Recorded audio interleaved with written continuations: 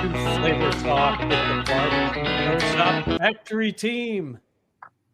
The music's running loud tonight, and I'm your co-host, Brian Neal, aka Mr. Freak of Smoke Freaks Barbecue. And I am Ann Neal, Ms. Freak, and together we are the tongues and testers behind the flavor guide at Barbecue Pro Shop, the world's first seasonings, decoder, and buying guide. And joining us is our partner in flavor going all the way back to 2019, Jeff Belmonte, owner of Barbecue Pro Shop. Hey, Jeff, what's up? Not much. How been doing, everybody? Awesome. I'm doing good. We are so excited for tonight's Flavor Talk, where we welcome a true barbecue legend, Chris Marks, 9-time barbecue world champion and the mastermind behind Three Little Pigs barbecue products. So thank you for the kind introduction. Yeah, well, Chris, you've been building and sustaining a barbecue business for over 2 decades now. And we're going to get into how you've kept it going strong through changing markets, changing times, rising costs, and shifting tastes. So welcome to Flavor Talk. We're so glad to have you here. Thank you so much. And thanks to everyone joining in live tonight and joining in after the fact through the magic of internet streaming.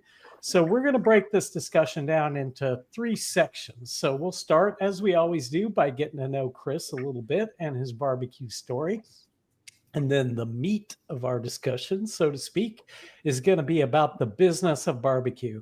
And then finally, this being Flavor Talk, we're going to drill down into the Three Little Pigs lineup, hopefully shig a little bit, find out what Chris is suggesting for nice flavor mashups and how you can apply those flavors he makes at home to make some incredible stuff. Sound good to you guys? Sounds real good. All right. Well, Chris, let's jump in with the basics. I'd love to hear about your barbecue origin story. Let's start with what were you before you became a barbecue guy, and then what led you into this big, crazy barbecue family? Surprise, surprise, I was an IT guy. I was did a lot of security work, and back then it was a lot of mainframe, a lot of Unix work. I was very blessed to be able to come out of school back in the early 80s and get a job. I interviewed up against 66 people, and I was the one to get the job. And it was a field service for a big computer company. And I loved it to death. I was in sales. I was in engineering. I was in maintenance. I was in it all. And it was an absolute blast. And I thrived in the business. I did extremely well in the business. So what kind of computer do you run now? I'm just kidding. Yeah, exactly. Well, I love the business. I was a computer guy. And of course, with the computer guy comes, and the sales type guy, I was able to really pull it all together. I worked for a great company, had an unbelievable marketing company. So I learned a lot from them. I learned a lot how to think out of the box, how to, look at a competitor, never degrade a competitor. But again, look at a competitor and see what they're doing better, and you make it better. So again, I worked for a very, very great company when it came to really business strategies and tactics. And man, talk about things that change fast. I mean, IT in general, but IT security especially. Talk about I was in the bud. Things I was that in go the fast. Very, very start of it. I was in the very start of it. So I have my Cisco certifications. I have IBM certifications. I was actually Novell certified, which is now Linux, and I was actually Microsoft certified. So I still have all my certifications, and but that's what I did. I was that guy, that designer. Somebody comes in and says, "I need this, need this. How do we do it?" Mm-hmm. And that's what I did. I was sales technical. Right around that same time, early 80s, I was still in high school, but I had a little bit of an IT job as well. I was kind of a computer nerd. My mom was a media specialist and was able to bring home one of the first, publicly available computers, a TRS-80 that she brought home from the library over the summer. Probably cost about $1,000. Trash 80s. That's what I called it too. Especially when she 64s. Yep. I especially called it a trash 80 the next year when she brought home the Apple II. That really started to change my life. early on, really, it changed the trajectory of my life. But I was hired at age 14 by my school district to crack software. So they'd buy one copy of like Oregon Trail or whatever, and I'd sit in an office and crack software. And then once I was successfully able to copy the disk, then I had to copy the documentation on the copy machine, which took way longer. Yeah, we learned that format star.star and copy star.star, and knew that well. Indeed. Yeah, my best trick was take the cover off the disk drive and put your thumb on it while it's trying to boot and beat the copy protection. But yeah, those were the days, man, back then. And it's crazy to look back on it now. And in some ways, I feel like, there's some parallels to barbecue when you look at where was barbecue in the early 80s compared to where and what is barbecue now and how much it's changed. But why don't you jump in and tell us, how did you go from IT guy to barbecue badass? What happened there? Well, basically what happened was my dad said, you're going to cook on the team because this is really hard. And I prefer you do the cooking and I'm going to go out and do the talking.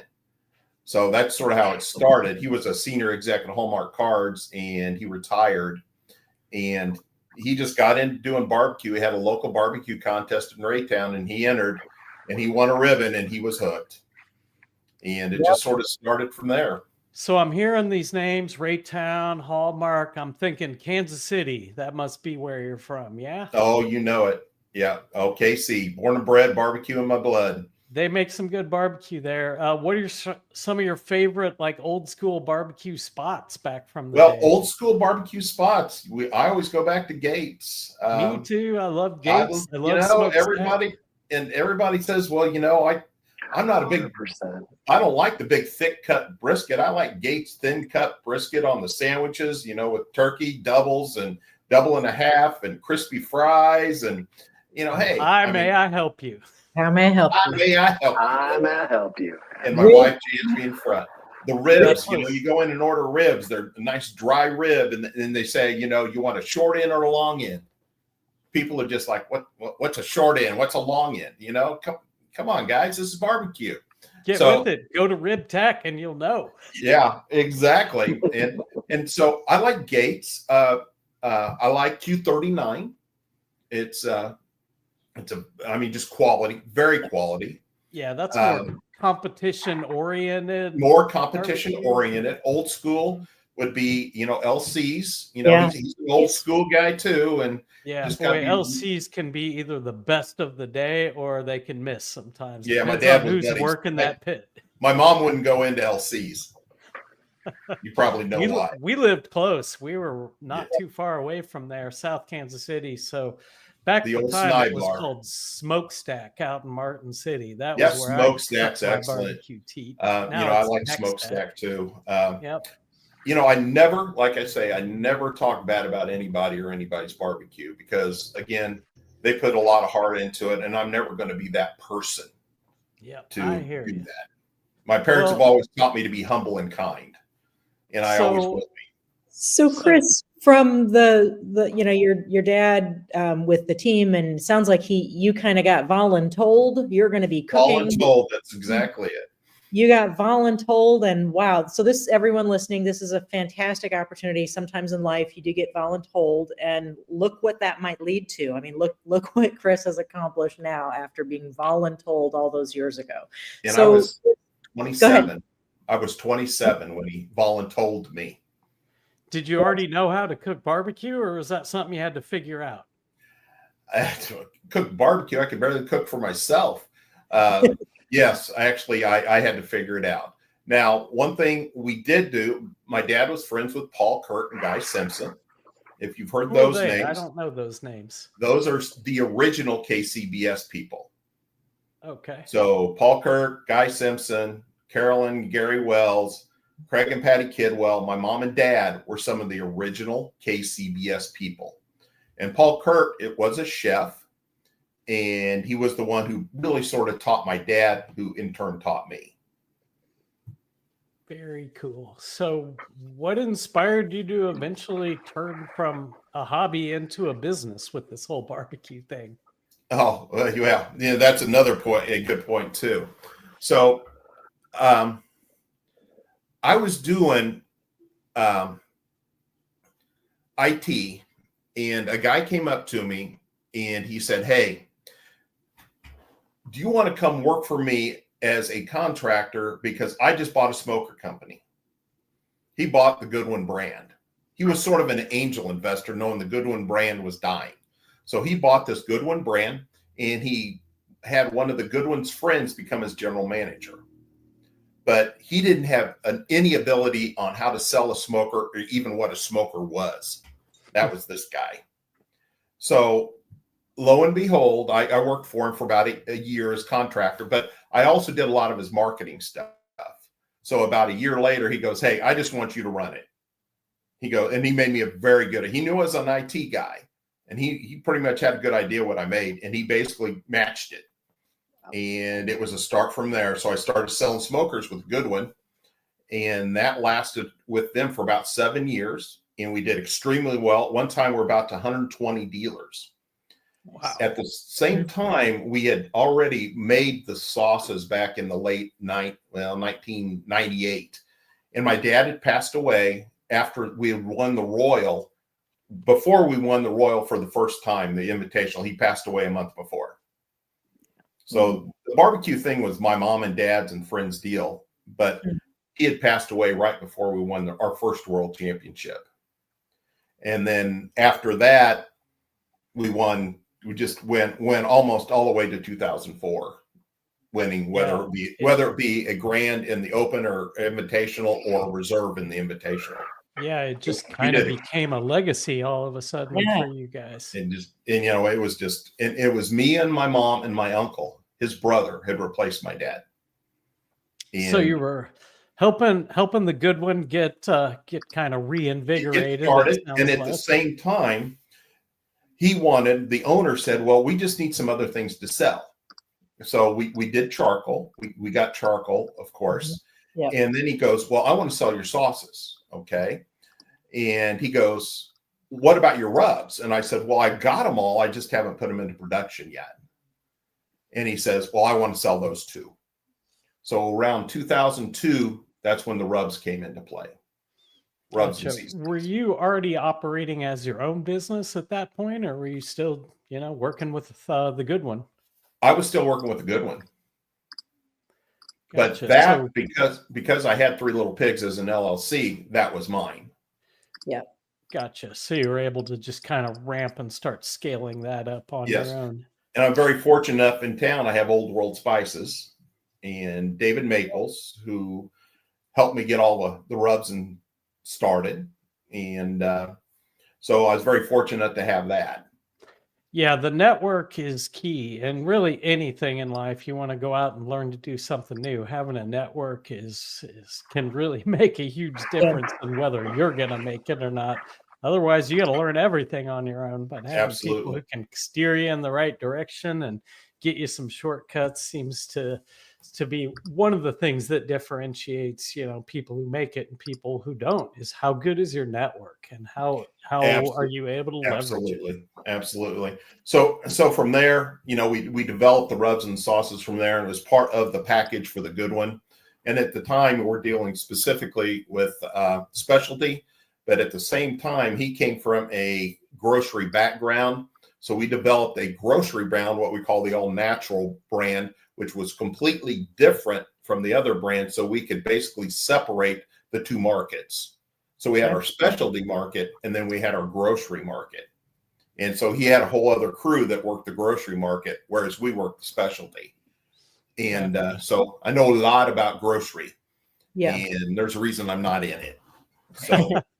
And that's maybe a good segue to kind of the main focus of our conversation, the business of barbecue. And I think, Chris, when we spoke to you, before tonight, you kind of expressed it in that way, and I thought that made a lot of sense, and it's very relevant, to these times. And I'm just curious, kind of right off the bat, what would you say? You've been at this 20 plus years or so. About 35 total now. Thank you. 35 total so now. Yeah. So that in that time frame, what if you can, you've seen change. Has there been a thing that's changed the most in that time frame within the barbecue industry? Oh, absolutely. Absolutely. It's come down to marketing.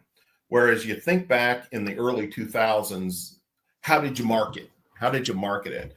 What we did is we had to market it through brochures, through classes. I mean, social media was in its infancy back then. Mm-hmm. I mean, it was MySpace or something similar to that. I mean, that's all we had to work with back then was that. And maybe we can make some videos. YouTube wasn't even around. Right. So, and we'd copy them over to DVDs and send them out. Then you find out you send them out DVDs. They don't have a DVD player. I mean, so that's sort of what we're dealing with back then. So now what we've done is we basically have a whole other marketing realm with social media on how the little guys, whether we don't use TV media, we don't use a lot of radio, how can we market? We can market now over social media, Facebook, Instagram. I mean, places like that. So that's what I've seen as the big transition is us little guys who really never could play against the famous Daves and all these other guys had a huge advertising market. We could never play against those guys. Now we're able to get online and have people follow us. So again, that's what I've seen in the market change too. The other thing I've seen in the market change is people are educated now because, again, of social media. They're able to get out there and see the guys who have really won. Everybody puts on their product, I'm world champion, I'm a winner of all this. But the problem is you can never quantify that back then. Now you can quantify it. And people go out and look. And if you say you won this, they're going to look. And it better be true. What you put on that label or what your poster saying, you better be able to do it because people will call you out on it now. Yeah, for sure. And so what helped you make the decision to kind of start marketing direct as opposed to creating your own website, and really, because that's something that you and I spoke about a lot, is you really put the emphasis on the sellers and the retailers, and it seems to be something that I think today that's a big thing that I've seen change is this idea that everybody can go online and create their own website and start competing directly and all that kind of stuff. So what made that decision? And that's another good point coming from your aspect of it. So I have a website and it's more of an information website. I don't sell online. I don't compete directly with any of my retailers. I don't want to do that. I'm not good at shipping boxes around. I'm good at being in front of people, training people. And I don't want that retailer to basically compete against me. Because a lot of times when I'll go in, I'll listen to these retailers, all over the world, I listen to these retailers. And one of their biggest complaints is that I had a guy come in here for class and he basically handed out his cards and told them to go buy it online with him. Very common. And that's why, again, you don't see a lot of these guys going back to these shops doing classes because there's no return to the retailer. Yeah. Right. Yeah, indeed. I mean, and I've been out on my own in business now for about 10 years. And one of the things I've learned is you're only going to be as successful as the friends you have. You got to make friends, keep them. And it kind of works out. If I scratch your back, you scratch mine. And along the way, you're going to find some people who don't like to scratch. And that's fine. You just move on and find people who can help you build and you can help them. And to me, symbiosis has always just been a big, big deal. I can't do it. It's our age. It is our age. I'm telling you right now. Say more about that. Because I think let's go more into the millennials. They don't think like that. It's like, get out of my way. It's like, I'm going to do it my way and I don't care what you think. And that's, again, it's sort of our age, we're the, the baby boomers, I'm Gen X, just saying. Gen X. Yeah, well, close. But I hear you. I'm a barely baby. A bunch of kids. Yeah, you barely. So, Right. it's just sort of a different attitude now that I see in the market. And I'm going to stay the way I stay. I'm not going to change. It's just interesting to watch new guys into the market running around to all these different events and taking pictures with people and, look who I'm with, look, this is me, and, that just drives me insane because they're trying to, what we call it, the old company, they used to call it coattail marketing. I'm going to find somebody who's really popular and I'm going to hang my brand on them. And I see a lot of that in the market now. So let's talk about, brands. I think, you made a statement, about being independent as a brand and pursuing your own course and, you getting to that place in this barbecue journey that you've had, lending from that background that you spoke about. I know in one of our earlier conversations, you talked a lot about strategy and applying strategic thinking from a business environment from your former life to this now barbecue life.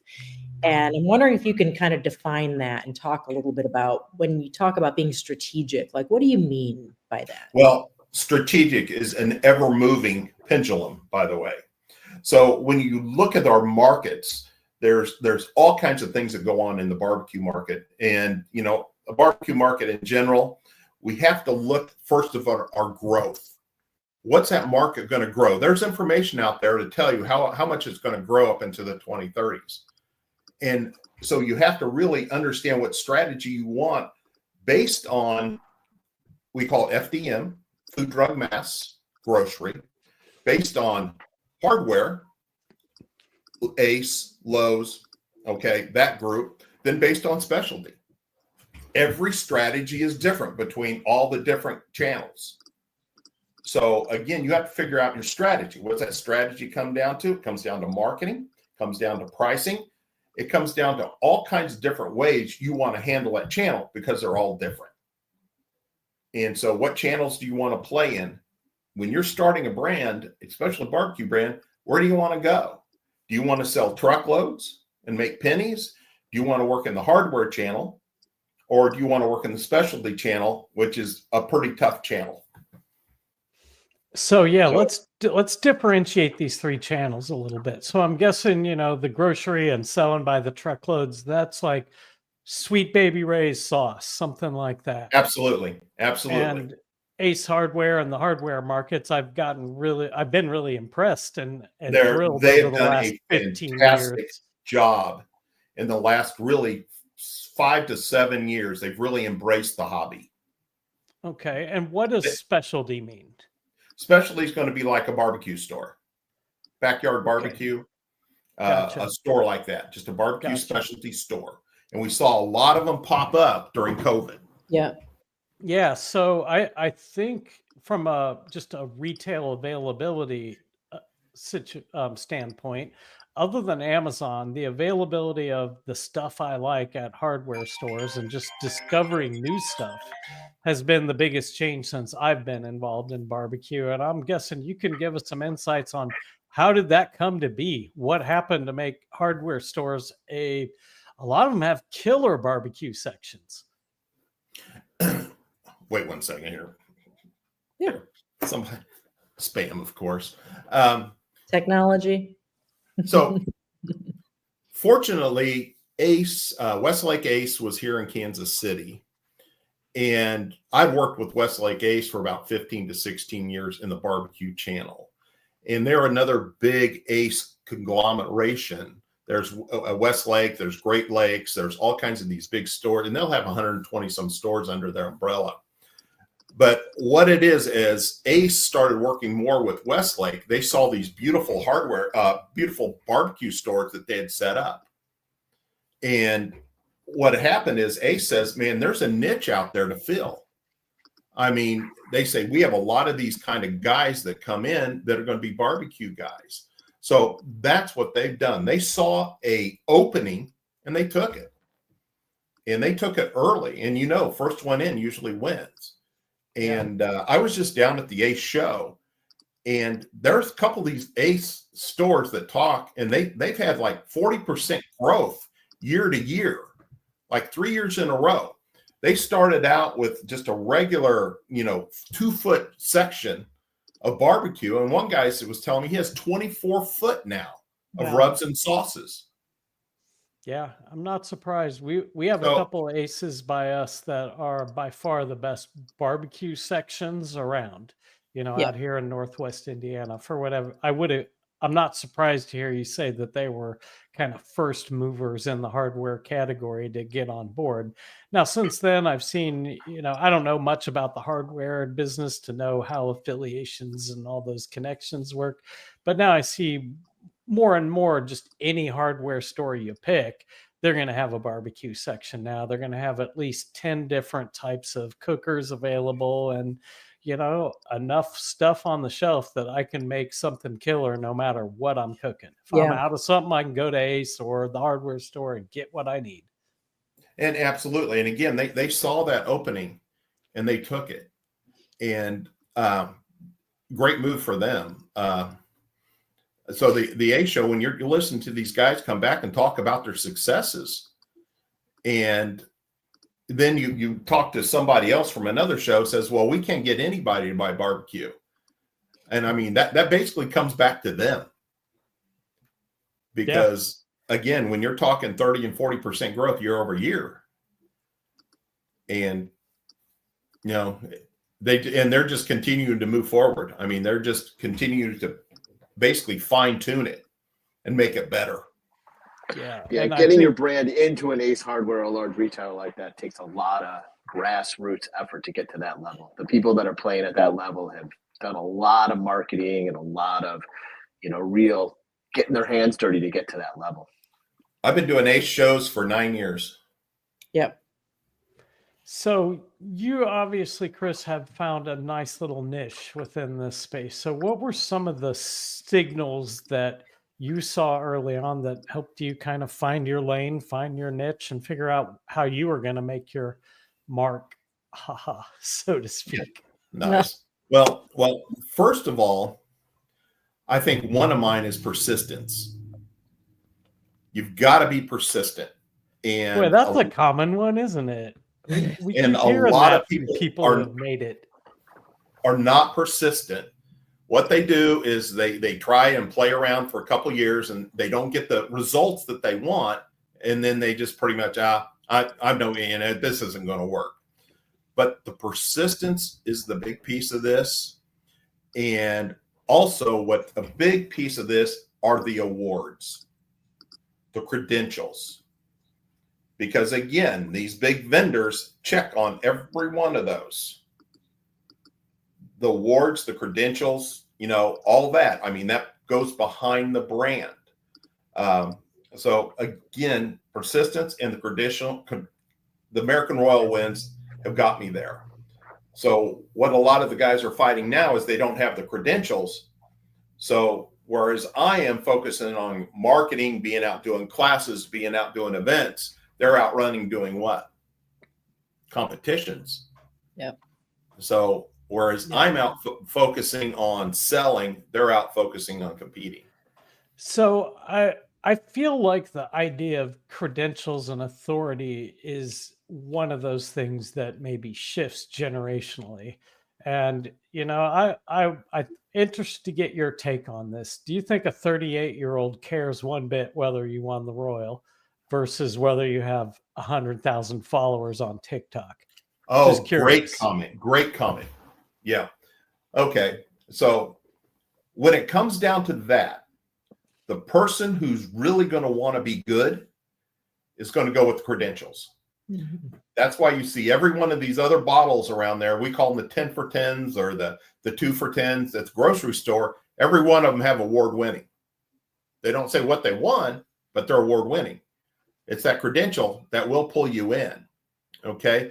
So you bring up a really good point, and that's sort of as we moved into the social media, as we started to move there, a lot of these guys who didn't have the credentials, the first thing they do is they go out and buy Instagram followers. Yeah. And so when they go to present, they're presenting saying, well, I don't have any Instagram followers, but, or I don't have any credentials, but you can look at my Instagram followers and I've got 200,000 Instagram followers. Of course, none of them are following me for barbecue, but they're followers. Mm-hmm. Very common thing back 5, 6, 7 years ago, because they were trying to swing that following over to the, well, look at all my followers, look at all my YouTube guys, look at all this, you know. But when it comes down to it, again, what is that customer going to like? You may have 1, 2 sales based off those, but they're going to come back to the quality. Yeah. And that's what I've seen. And even today, you know, Chris, I run the social media for Smoke Freaks and a few other brands, and it's just shocking to me that every day practically there's a direct message about, you know, I can get you followers, X many followers for $25. Playing that game. You know, still playing that game. Still playing that game. And as soon as you do a post, you know, you've got 500 likes. As soon as you do it. And, you know, I had a buddy who did that, and he was telling me all about it. He says, yeah, I mean, you know, I have all these likes, but the problem is this one sells perfume and this one sells deodorant, and none of them are related to barbecue. Yeah. But I think some of the people have really sort of wised up about that now. So again, I'm not a big YouTube guy because my mom says I have a face for radio. So it's probably a good thing. My mom says that too, about me, not you.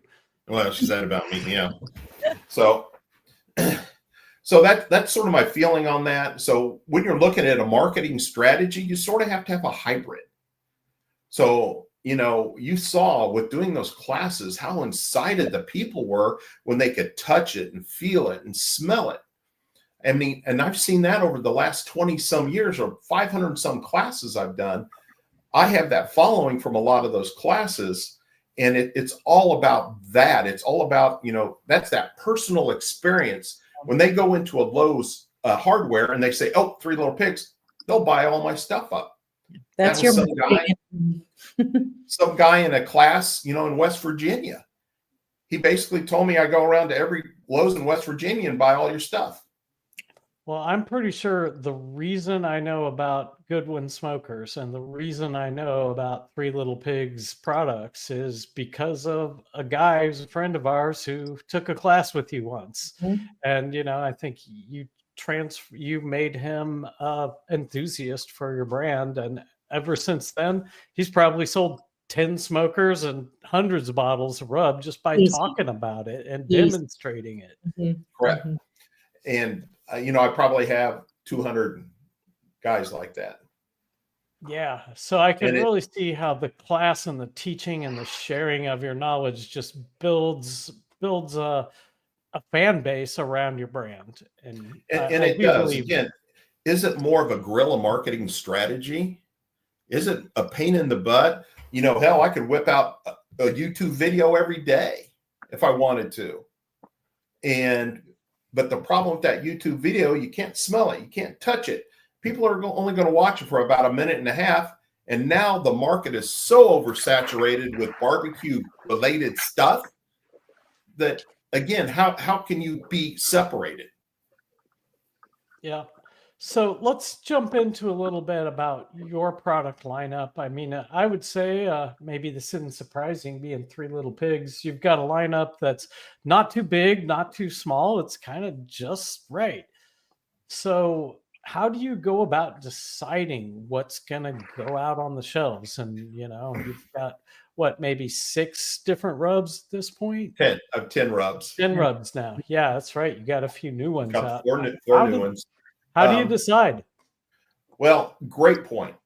Well, first of all, I've got to make sure everything's scaling and everything's selling right.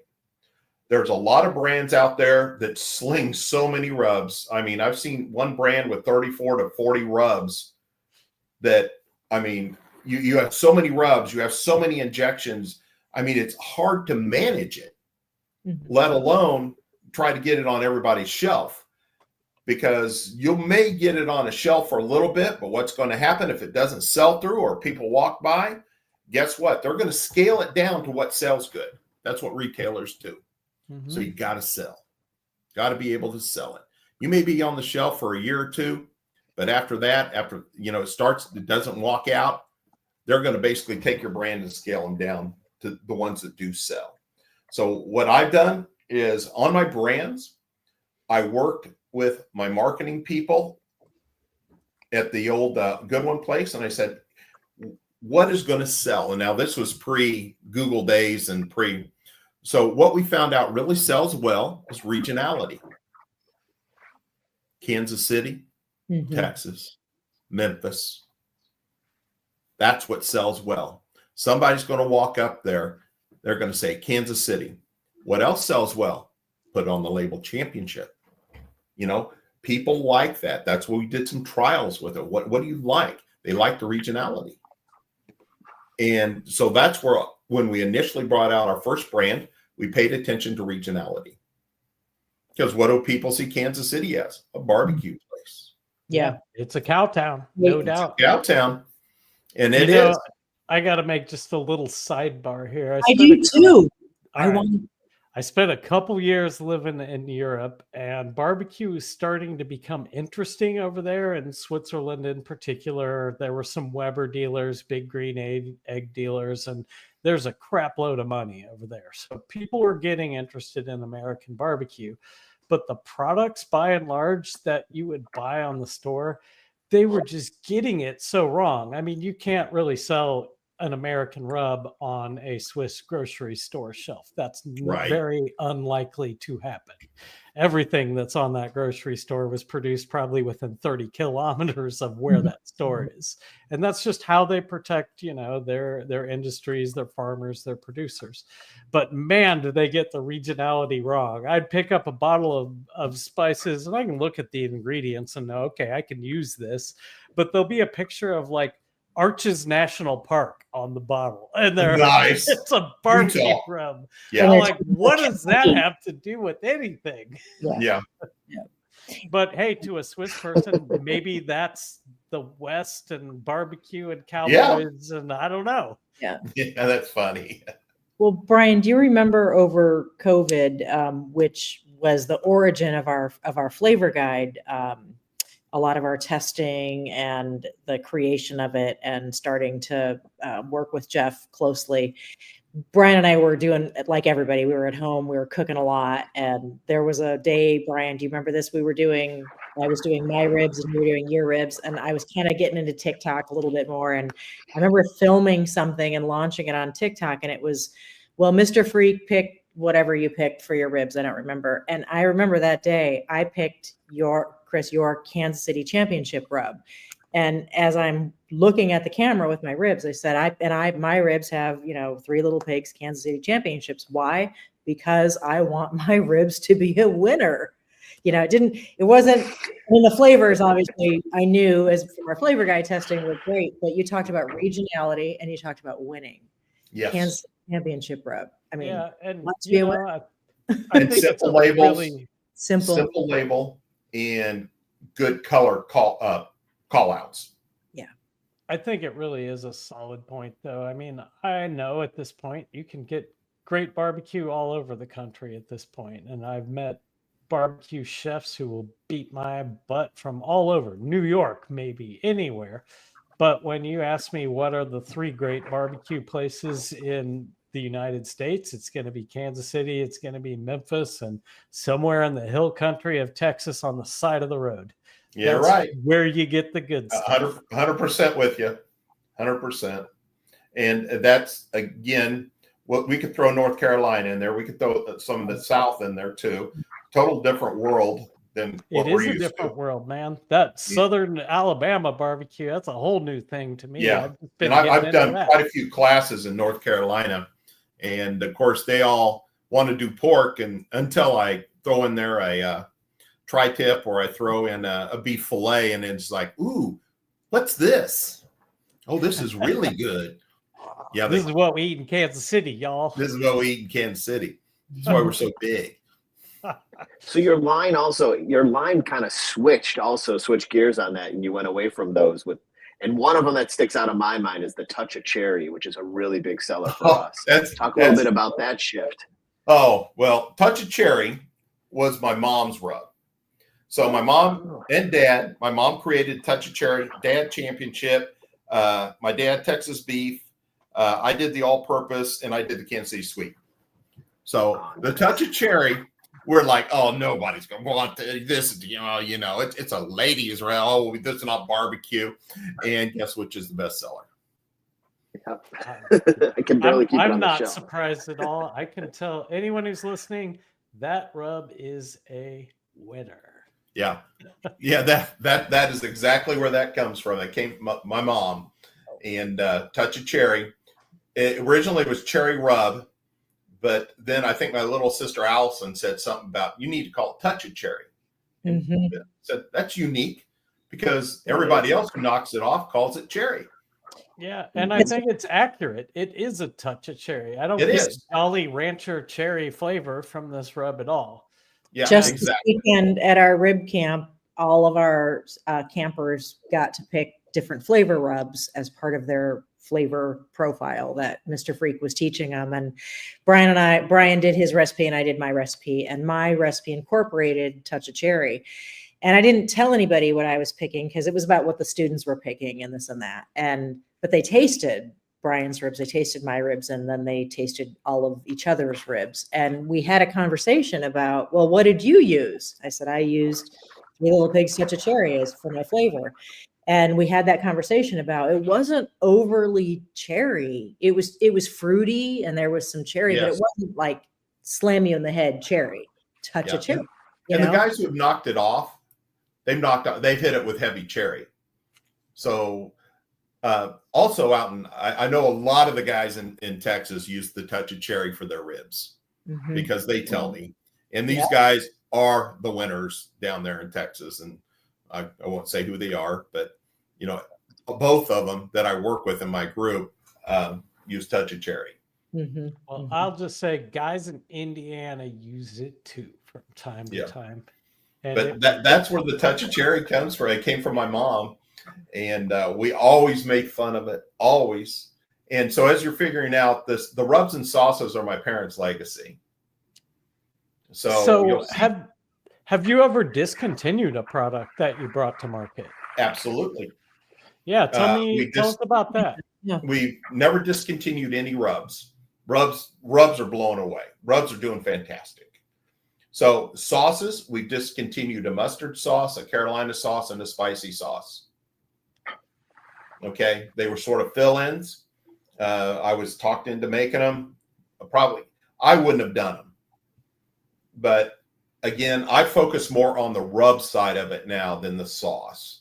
The sauce, the competition sauce, which does extremely well, and the Touch of Cherry sauce, which again we moved it with the Touch of Cherry seasoning. We moved that into the sauce, and it does really well too. And we have a sweet sauce, and so those were basically they sold, they did well, but again they got to that point, and as we know, prices as they go up.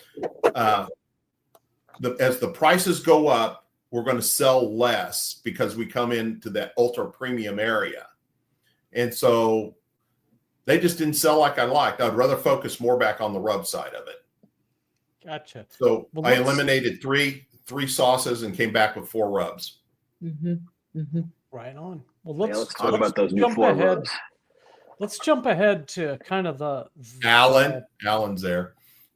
Let's get into the out. zeitgeist and today and what's going on in the barbecue business today. So what would you say are some of the biggest changes or challenges that are underway right now as we speak? What's changing in the world of barbecue? Well, right now, what we have to do is fight saturation.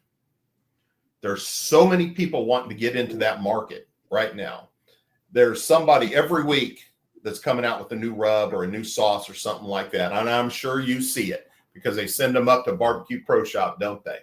Bring my stuff on, bring my stuff on. A lot of How do we maintain our basically, let's call it what it is, shelf space. Mm-hmm. Okay. How do we maintain our shelf space? And that's what we have to do, is concentrate on doing our shows. We have to concentrate on some social media. We have to make sure that people are taking our stuff off the shelves. So create demand. We've got to create our own demand. And a lot of guys don't understand that. They think that you're going to create your own demand by going out and, telling your friends, I've got a new sauce, so you need to go out and buy it. You need to take it to these stores and have all my buddies buy it. It just doesn't work that way. Yeah. I mean, No, again, I've been Sells doing your this. first case though. Yeah. And a lot of these guys think they're going to get rich by selling it online. Yeah. Until they get online and they don't understand, about, how to use Google ads, how to use, sponsored stuff. Well, that costs money. It does. Yes. Sure Business does. costs money. Yeah. And- So what do you think what's enabling, any Tom, Dick, or Harry to have a barbecue rub and, all of a sudden they're trying to play in your pool? It seems a lot. Is it easier now than it was 20 years ago? Oh, no. We got to be on our toes. I mean, again, we got to be, it comes back to that persistence, and we got to think out of the box. We got to, I do a lot of, I just sent out over 2,000 sample packs. Some of those sample packs that I know you guys have seen them. I sent them over to retailers on the East Coast and Southeast Coast. What I really meant is it easier to jump into the pool now and say, okay, I got a rub. It's got a UPC. It's got a label. Let's go. Well, again, it comes back to that strategy that we talk about. Do you have a distribution strategy? 99% of them don't. Their distribution strategy is that my buddies are going to sell it for me. And then with that distribution strategy, do you even have a pricing model? A lot of them don't even know how much money they're making on them. And a promotion model. Right? Exactly. And a placement model. Right. And I have to I'll tell you that distribution piece is really key too, because one of the most difficult things I find is I'll get a bottle of your rub and people work real hard to sell it to me, and I'll get that case and then I'll reorder it. I don't, it takes weeks. And if it's out of stock and it's not available, people forget about it pretty quickly. So Absolutely. That distribution model is a really important part. And it's hard to set up when you're just getting into it. But so many people are jumping into this market trying to coattail off other people. That's what I'm really trying to dig into, is what is making it so easy to just jump into it and go, look, I got my bottle. Because I look around and I see just all kinds of folks. Okay, you compete in whatever sanctioning body. You've won 10 competitions. Okay, 200 fans. And you got a barbecue rub now? There's got to be. They're not mixing it up at home, are they? Back early 2000s. So Old World Spices came up with a program, and it came from basically saying, hey, I'm going to put together a bunch of champions together that have done this for a while, and I'm going to go out and I'm going to be the distributor for it to all these big retailers. Okay. So that's where all of our program started, was with Dave Maples creating this program from Old World Spices. And with that, we're giving that buyer a one-stop shop to buy all these world champions, instead of having to go around and call every one of these guys hoping they have product in. So that's sort of where we're butted from. And there's 3 or 4 of us that have been there for a long time.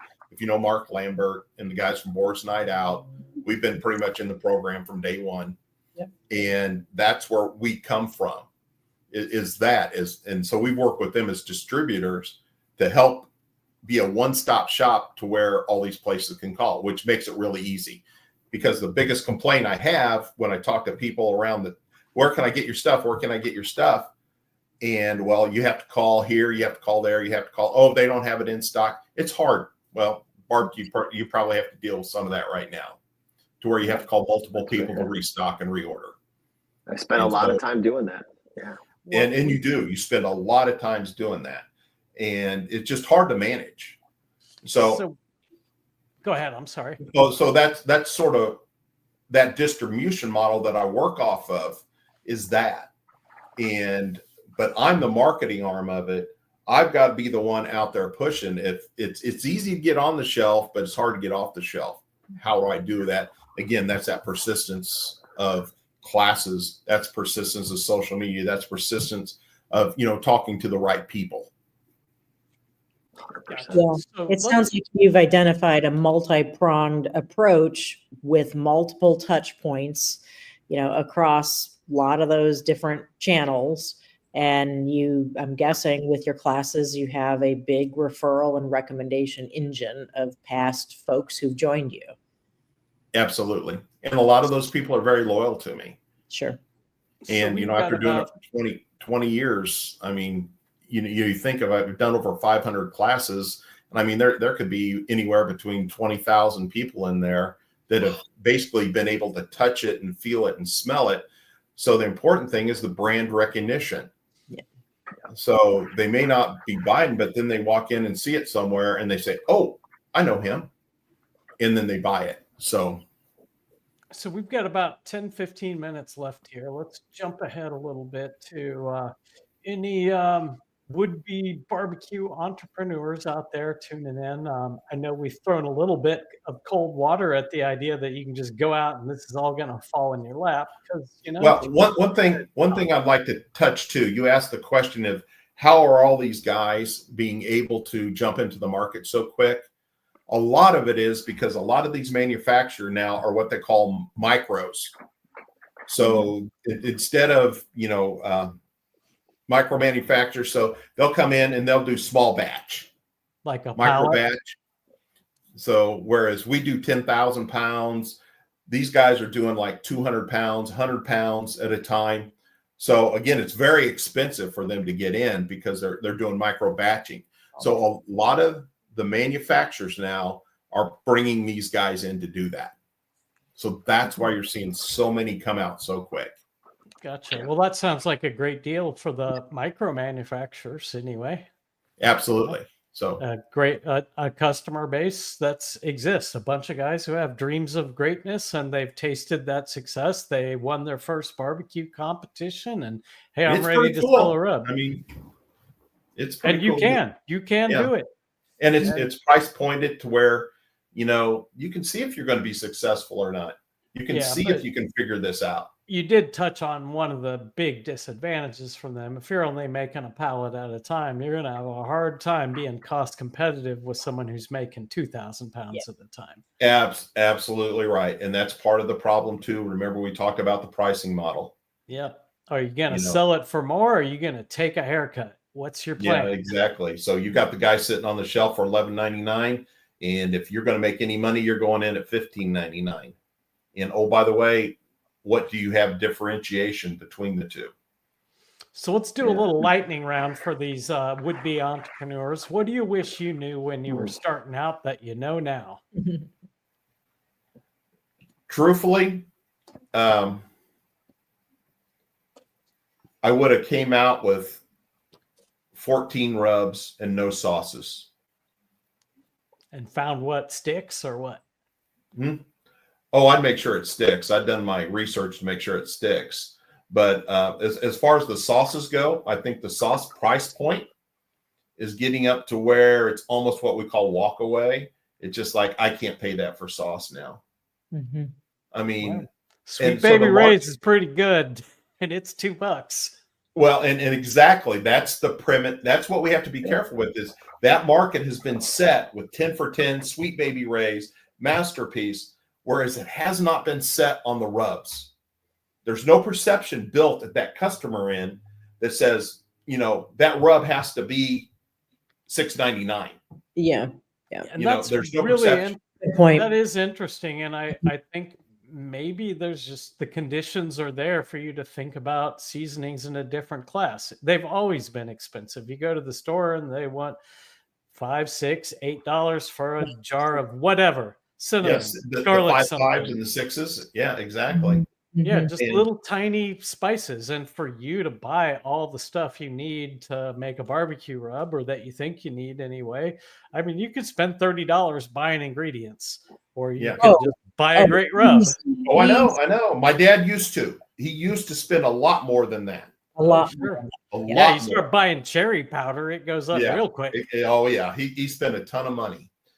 So again, that's what I wouldn't do. I'd probably focus more on the rubs, the sauces, understanding that the market's been set by the 10 for 10s, even into the specialty markets and hardware markets. People still have a problem paying $8.99, $9.99 for a 20-ounce bottle of sauce. What's But in they'll a buy that rub for 14 right beside it. So you do a fair amount of consulting with folks who are trying to get into this, or trying to save their business or strengthen their brand, Right. whatever it might be. What would you say is like one classic mistake that people make? They come into this with no plan. Yeah. Their plan is basically what their buddies have told them. They have a buddy that does what we do, and he's told them, here's what you need to do. Here's who you need to talk to. They don't have a plan. Or they think their plan is to launch a barbecue product. Right. Well, what's your goal? To launch a barbecue product. And Well, that's pretty much. I'm going to What's launch your strategy to launch a No. barbecue product? Yes.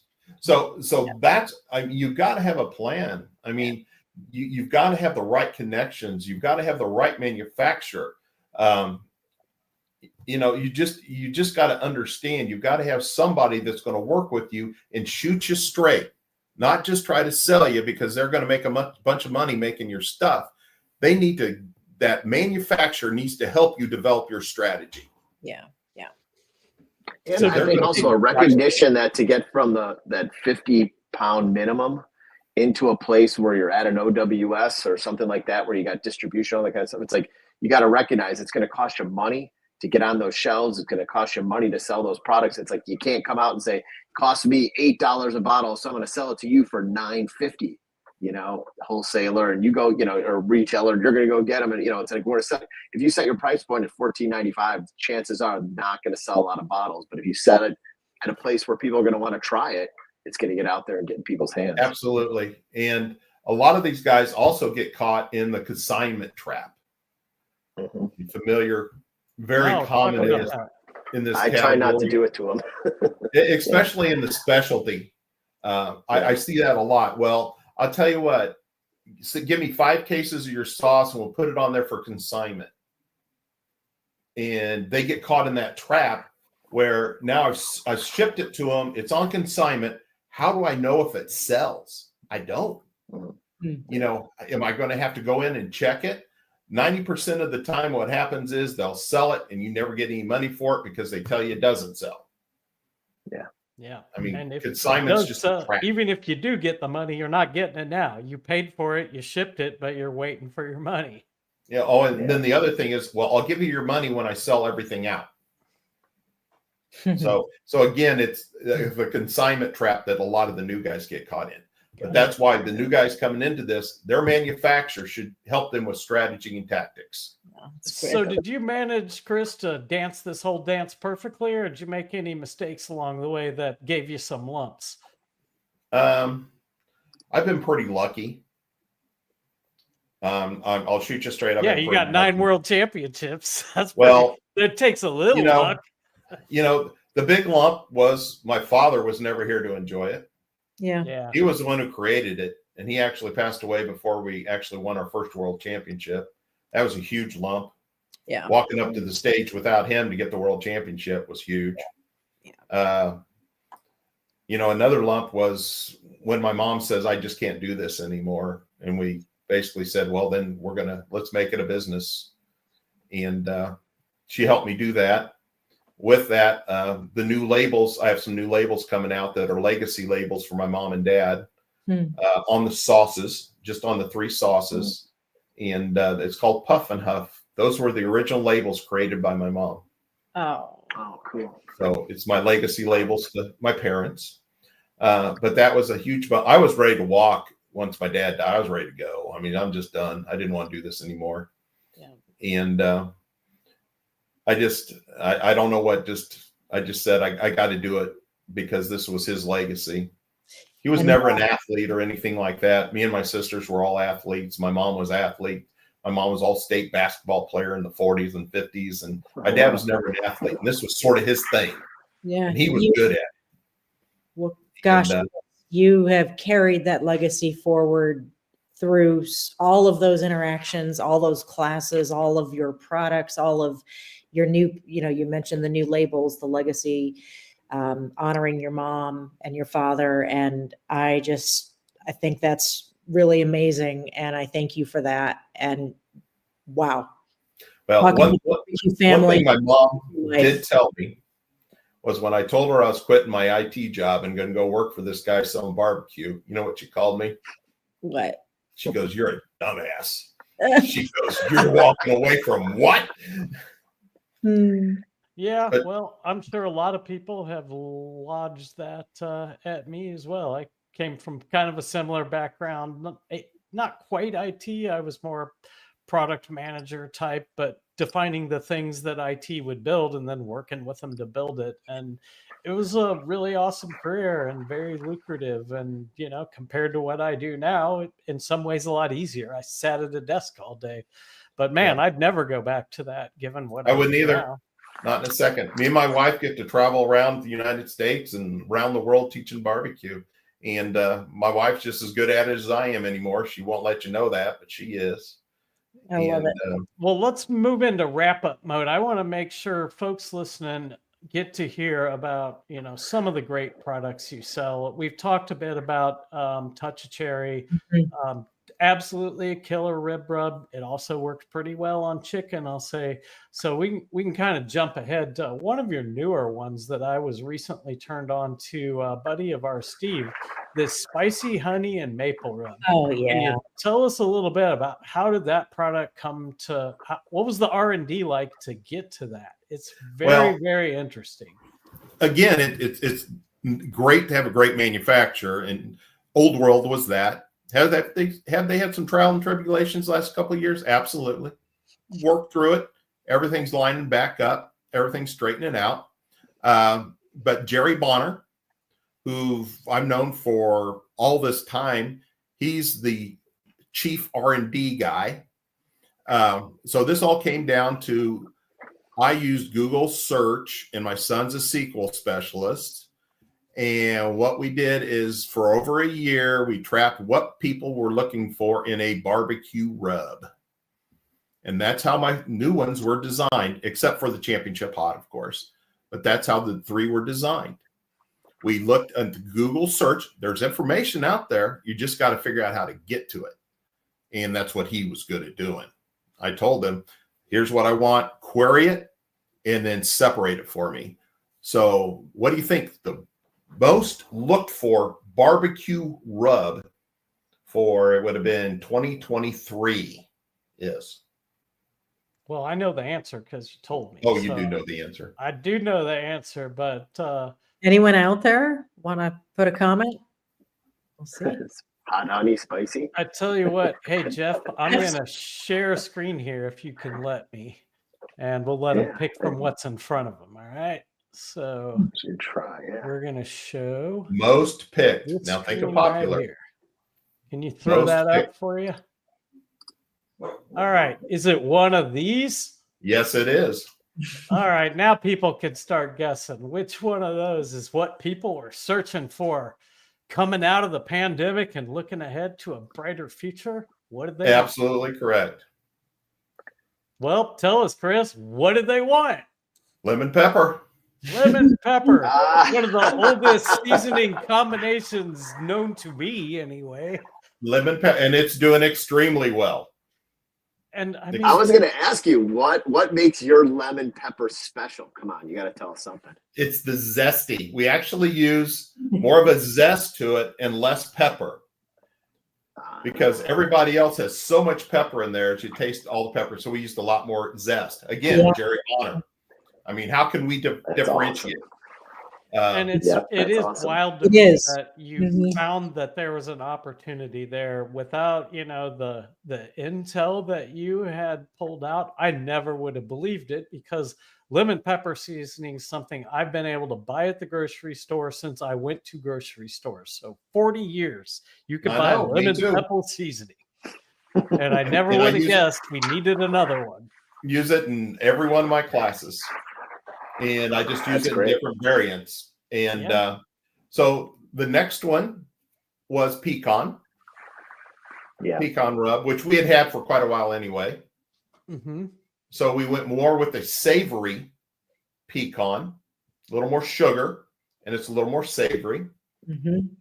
But the spicy honey maple was interesting because the next queries we had were spicy, honey, and maple. See what we There you did? I see Yeah. what you Added did them all there. together. And again, another brilliant move by Jerry Bonner on making them work. And I have to say that rub, as we all know, was one of our picks for the 2024 essential seasonings list at Barbecue Pro Shop. And everything we test is blinded. We don't have any clue what we're testing. And that one really blew Mr. Freak and I away. And Dan, I really, really love that rub. It's a great product. Salmon will never taste the same. Yeah. And one of my favorite ways to use this comes from Steve. I don't know if he got the recipe from you, but we were doing a cooking event together last summer and he made these pork belly appetizers. He called them pig pops, I think. Yep. And he put that stuff all over them. And man, Yeah. I think they disappeared just as fast or faster than the tri-tip we were handing Yeah. out. They vanished. They vanished. Yeah. So- Little kids were into them. Everybody was into them. Yeah. So part of what I'll do is I'll have my pre. So Steve got some of the pre stuff. So he was part of helping us develop, It's great. making sure it was okay, making sure that people liked it. So he was part of that crew. And I'll have about 15 of those guys that I work with that will basically say, hey, and they're all skilled, very skilled in the hobby. So we fine tune it. And again, with the lemon pepper, that's what we ran into. We fine tune it with more of a zest. Everybody else has more of a heavy pepper. We wanted more of a zest. Yeah. So- And I can't wait to get my hands on that and try it because one of the things I've been teaching in barbecue recently is that you need some acid in your cooking and multiple ways to get it. And I think a lot of people kind of forgot that along the way. You know, if you're using straight up Kansas City sauces, you don't have a whole lot of vinegar in there. Where are you getting that pop from? Well, there's different ways to get it. And I reckon lemon zest is one of them. Do you have any killer combos or sleeper ways to use some of these products of yours that you can share with folks? Well, maybe let us of do course, a little on chicken. Shiggin. I want to do some shiggin. Well, what I found out works, of course, in chicken, the Memphis. Have you ever tried the Memphis rub? We've tried them all except I think the lemon Memphis pepper rub at this point. is one of the main rubs that they use down in Texas for the comp guys. They use that as one of their finishing. And so the Memphis rub is a zesty rub, sort of a powder Worcestershire rub. And everybody thinks it goes on to beef, but man, it works good on chicken and chicken wings. Huh. So a lot of people don't know that. Of course, you know what Steve does with pig pops. He uses the spicy honey maple, and he also tops it with a touch of cherry. Championship is is why we call it championship. We've won a category using the championship. Every category: pork, brisket, ribs, chicken. We've won with the championship. There you just can't go wrong with it. It's just a great Kansas City rub that you're going to be a hero. It's a great rub. And that was my dad's first original design, was that one.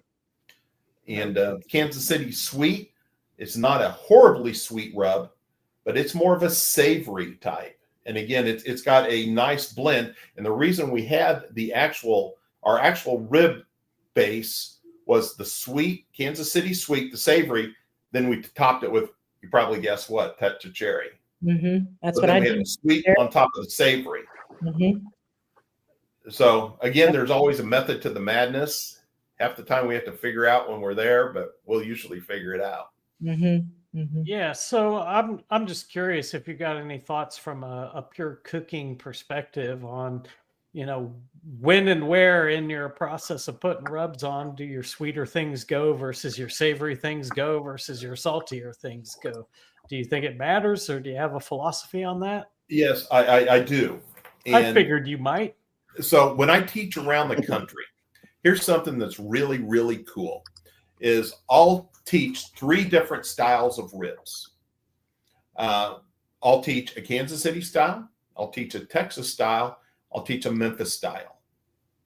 So everybody's going to be able to try all the different regions to see which ones they like. And that's a very important thing, because what it is we have associated in our heads, especially when I teach in Texas, that we'll never use sauce. We can't do that, But what I'm finding out is as we really open their worlds to different kinds of regionalities, the rubs and all that are what's really paying into the regionalities, not the sauces. So will the sauce add to the region? Yes, they will, especially Kansas City. So funny thing, I taught down in Texas, down in Frisco at Dallas, and we had 28 guys in there, and we did exactly what I was talking there. So I did my Texas beef rib on the ribs, which I really like, by the way, on just regular pork ribs. I did the Memphis rub on a couple slabs, and then we did the Kansas City style. Then we wrap them for a little bit and put some sauce on them. So those Texas guys they were Texas snobs too. So 24 of them picked the Kansas City style, and this sauce stuff is really good. Wow. But I like the Texas style were probably the best quality ribs. Right on. Well, Ann, why don't you take us into the wrap-up phase here, and we'll wind this thing down. Yeah, we have covered so much ground, and thank you, Chris, so much for being our special guest tonight. I just have one parting question, and with all that you've done and all that you have planned to do yet in this amazing barbecue life of yours, what kind of legacy would you say is, what you'd like to leave to this world of barbecue? Humble and kind. Well, that is a great legacy to leave behind. And for our listeners tonight and in the future, tell folks where they can find you. All the stuff's for sale at BBQ Pro Shop. Where do they get to know Chris Marks? How do they sign up for your classes? How do they get in the know? They can get on the 3 Little Pig website. It's just basically it's a informational website, non-selling website. I have all the classes listed there. I think I have about another 20 this year. By the way, I am turning 65 here in a little bit, so I'll be going on Medicare. So, getting old, but I'm going to run it as long as I can. Me and my wife love doing what we're doing. We have friends all over the United States, and we're just going to run it as long as we can. And you have a nice Facebook group as well of enthusiasts, and that's another way that people can learn more about your products and, talk about using them. Oh, yeah. Community. And again, one thing I do want to tell these guys starting in the market is that, you don't have to run out there and hang and be popular and all that kind of stuff. I mean, I see it almost as a big clique out there. There's a lot of cliques, and be your own person, make your own business, because you're going to be much more successful in the end, because you never know in those cliques what those guys are trying to do to you. Yeah. Authenticity. So be your own person. Yeah. Be strong. They may talk about you, but you know what? That means you're doing your job. Haters gonna hate. Yep.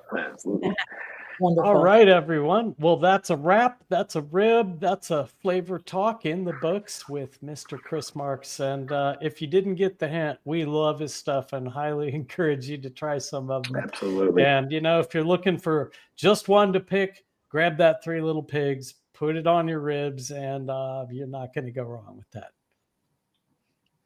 Jeff, thanks for having us all here tonight. Chris, thanks for all being here, everybody. Ms. Freak, thanks for being freaky as always, and we'll see everyone in a month or so for our next edition of Flavor Talk. Have a great night and smoke on. Bye-bye. Bye-bye. Bye-bye, everyone.